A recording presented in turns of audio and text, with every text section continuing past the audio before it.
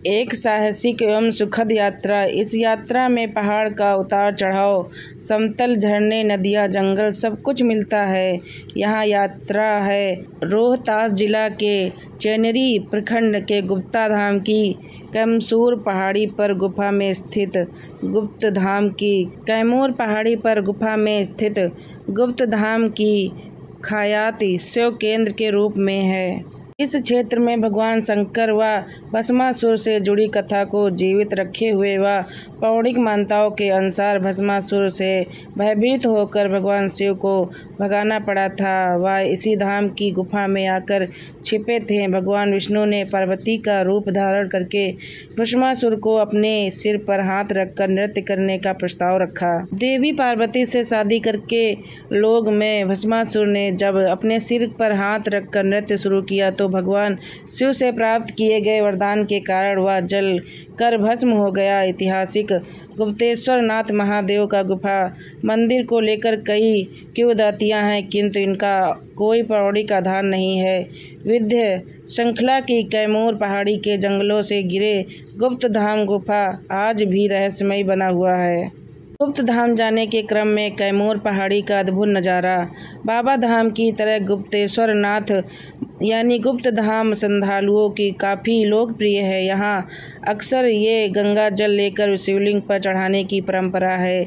गुफा में गहन अंधेरा होता है, बिना कृत्रिम प्रकाश के भीतर जाना संभव नहीं। पहाड़ी पर स्थित इस पवित्र गुफा का द्वार पर जाने के बाद सीढ़ियों के नीचे उतरना पड़ता है। द्वार के पास 18 फीट चौड़ा एवं 12 फीट ऊंचा बेहराम नुमा है। सीधे पूर्व दिशा में चलने पर पूर्ण अंधेरा हो जाता है। गुफा में लगभग 373 फीट अंदर जाने पर बहुत बड़ा गड्ढा है जिसमें साल भर पानी रहता है, इसलिए इसे पाताल गंगा कहते हैं। इसके आगे यहाँ गुफा काफ़ी साकारी हो जाती है। गुफा के अंदर प्राचीन काल के दुर्लभ शैलचित्र आज भी मौजूद हैं। इसी गुफा के बीच से एक अन्य गुफा शाखा के रूप में फूटती है जो आगे एक कक्ष का रूप धारण करती है।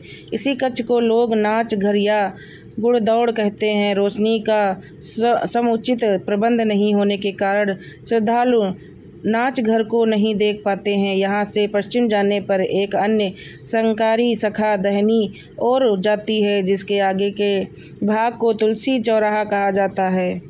गुफा धाम गुफा इस मिलन स्थल से एक और गुफा थोड़ी दूर दक्षिण होकर पश्चिम चली जाती है। इसी से गुप्तेश्वर महादेव नामक शिवलिंग है।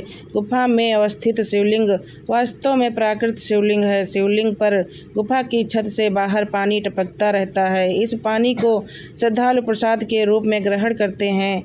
वही गुप्त धाम के से लगभग 1.5 किमी दक्षिण से सीता कुंड है जिसका जल बराबर ठंडा रहता है। यहाँ स्नान करने का अद्भुत आनंद है। इस स्थान पर सावन महीने के अलावा सरस्वती पूजा और महाशिवरात्रि के मौके पर मेला लगता है। सावन में 1 महीना तक बिहार, झारखंड, उत्तर प्रदेश, मध्य प्रदेश, छत्तीसगढ़ और नेपाल से हजारों शिव भक्त यहाँ आकर जलाभिषेक करते हैं।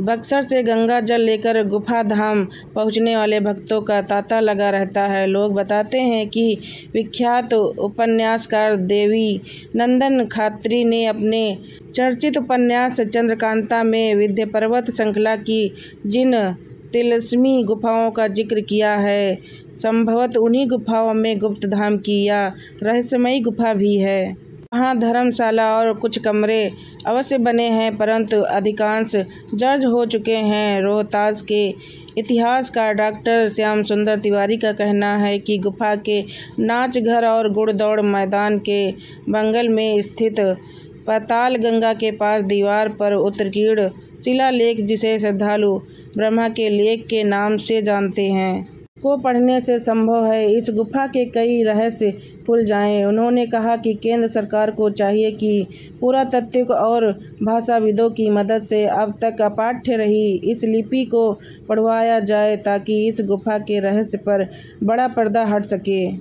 सीता कुंड के पास श्रद्धालुओं की भीड़। रोहतास जिला मुख्यालय सासाराम से करीब 55 किलोमीटर दूरी पर स्थित गुप्त धाम गुफा बाबा गुप्तेश्वर धाम में पहुंचने के लिए रेहाल, पनारी घाट और उघ घनी घाट से 3 रास्ते हैं जो दुर्गम रास्ते हैं। अब नया रास्ता ताराचंडी धाम के पास से है। इस रास्ते से पहाड़ी पर वाहन भी जाती हैं। पनियारी घाट से ऐसे जाएं। सासाराम से लगभग 40 किलोमीटर दूर आलमपुर के रास्ते पनियारी पहुँचे, जहाँ से सामने पहाड़ी पर चढ़ाई करनी होती है।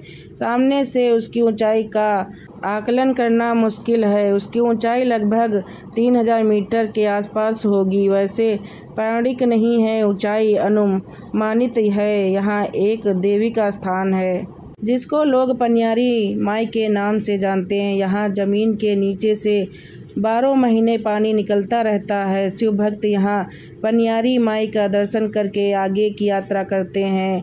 पहाड़ चढ़ाई के रास्ते में अनेक तरह की आवाज़ें, जीव जंतु, सुंदर प्राकृतिक छटा मन को मोहित कर देता है। बंदर और लंगूरों का झुंड इस यात्रा को बहुत ही अद्भुत बनाता है। पहाड़ पर चढ़ाई करने के बाद रास्ते में बाघो खोह मिलता है। बाघो खोह के बारे में कोई विस्तृत जानकारी किसी को नहीं है। जैसे कि नाम से स्पष्ट होता है, शायद पहले यहाँ बाघ की माद होगी। इस लोगों के आवागमन की वजह से वो दूर जंगल में चले गए हों। हालांकि वहाँ एक बाबा जरूर दिख जाते हैं। एक गजब सा तेज है। इनमें बड़े बड़े बाल नहीं, जटा लगता है कि सालों से कंघी नहीं किया गया। दुर्लभ सा शरीर, लेकिन गजब सा तेज। वो उसी मंद में बैठे रहते। पास में जलता हुआ छोटा सा पेड़ का तना और उसके भस्म को वे अपने पूरे शरीर को लगाए रहते हैं। वहाँ से पहाड़ी के चारों तरफ का प्राकृतिक नज़ारा किसी स्वर्ग से कम नहीं था।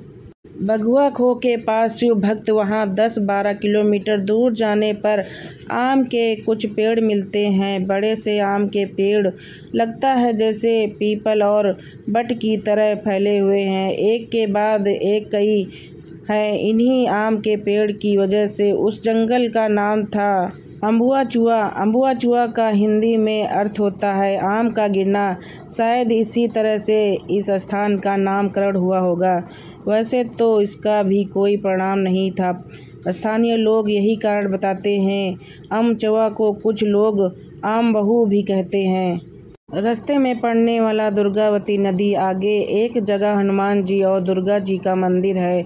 वहाँ बहुत सी छोटी छोटी दुकानें हैं। पहले तो कुछ भी नहीं मिलता, मुश्किल था, पर आज वहाँ आधुनिक पेय पदार्थ, खाने वाली चीज़ें, पकौड़ी, चावल, दाल सब कुछ मिलने लगा है। छोटी छोटी तंबू नुमा जगह बनाई गई हैं जिसमें यात्री आराम करते हैं।